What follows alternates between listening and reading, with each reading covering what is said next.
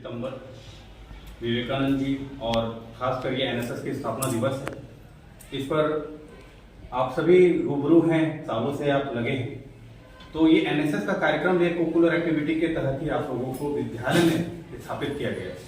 इससे जैसा कि सर और आप सभी जानते हैं, एक दूसरे की हेल्प करना, सेवा भाव लाना, डिसिप्लिन मेंटेन करना, है ना, टीम वर्क सीखना, ये सब इसमें है।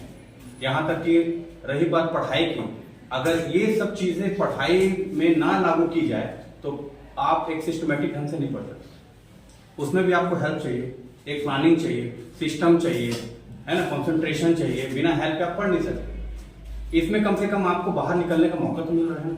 दूसरे बच्चे तो वो भी नहीं निकल पा रहे हैं। निकल पा रहे हैं क्या, बताओ? नहीं। दूसरे गांव को आप समझ पा रहे हो? आपको पता है आईएएस जब ऑफिसर बनेंगे तो आपको एक एक्स डेट के लिए आपको भेजा जाएगा गांव, वहां आपको विजिट करना है। तो आप पहले से विजिट कर रहे हो, उनकी समस्याओं से अवगत हो रहे हो, है ना, उनके साथ टीम वर्क में काम कर रहे हो। उनकी जो समस्याएं छोटी छोटी, बहुत बड़ी बड़ी समस्याएं नहीं गिनना है।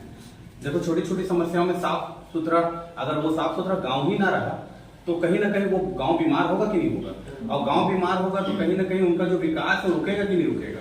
तो सबसे पहले हमें साफ सफाई में जो ध्यान देना है, उसकी आप जड़ हो, नींव।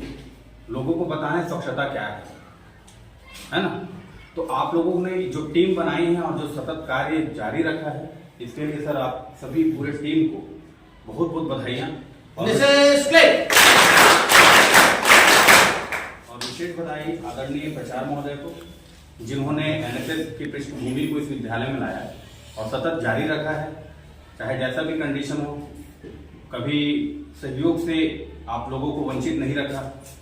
जहां भी हो, जितना भी हो, कर रहे हैं और उसका रिजल्ट भी है जो हम लोगों ने देखा। आप लोग राज्य स्तरीय, संभाग स्तरीय पहुंच जा रहे हैं। ये सबसे बड़ी आपकी जीत है।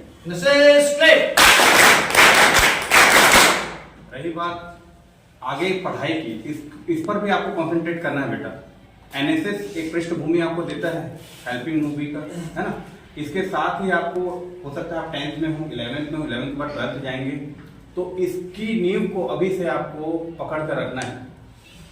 पढ़ाई भी बहुत जरूरी है ना। विवेकानंद जी का जो स्वभाव था, उनसे सभी प्रभावित हो जाते थे। आत्मानंद सुने हैं आप? आत्मानंद विद्यालय चल रहा है। आईएएस का पहला जो एग्जाम था वो कर चुके थे, पास आउट। और विवेकानंद जी से ऐसा प्रभावित हुए कि वो उनके साथ ही संलग्न हो गए और उनके साथ जो भी उनका काम था, है ना, बोलते हैं ना, उनको जागो और तब तक के काम करो जब तक कि आप लक्ष्य की प्राप्ति न। तो वैसे ही आत्मानंद जी भी उनके साथ आ गए और तब तक के अपना ध्येय नहीं छोड़े जब तक कि वो एक लक्ष्य की प्राप्ति न कर सके, है ना। जरूरी नहीं कि नौकरी ही मिले तो वो लक्ष्य की प्राप्ति होती है। कई लोग का है सोशल वर्क का होता है, जैसे आप लोग कर रहे हैं ना सोशल वर्क, तो ये एक तरह का सोशल वर्क है। सोशल वर्क से भी आदमी को एक खुशी मिलती है। और वो काम चाहे छोटा हो या बड़ा बेटा, भविष्य में चाहे आपकी जॉब लगे ना लगे, जो भी काम से आपको खुशी मिलती है वो काम जरूर करना, है ना। दिखाने का कुछ नहीं, क्योंकि दिखाओगे तो दूसरा ही खुश होगा, आप खुश हो पाओगे क्या? आप तो एक्स्ट्रा लगे में घुस जाओगे। मान लो कोई कपड़ा अच्छा लेते हो, देखते हो हाँ ये कपड़ा मैं पहन लेता हूँ, और उसका रेट है मान लो 5000 रुपए, ले भी ली तो बर्डन में कौन आ गया? आप लोग आए ना। तो ऐसा देखा देखी संसार में जो चल रहा है उससे बच के रहेंगे, है ना। जब तक कि आप सफल ना हो जाए, उस लेवल में ना पहुंच पाओ, तब तक कि इस तरह से खर्च जो है ना, बेफजूल खर्च है, तो उस पर संयम जरूर रखना, क्योंकि इन पैसों पर माता पिता का पसीना है ना।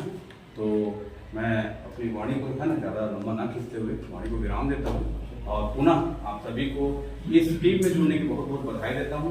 आगामी भी आप लोग आगे बढ़िए।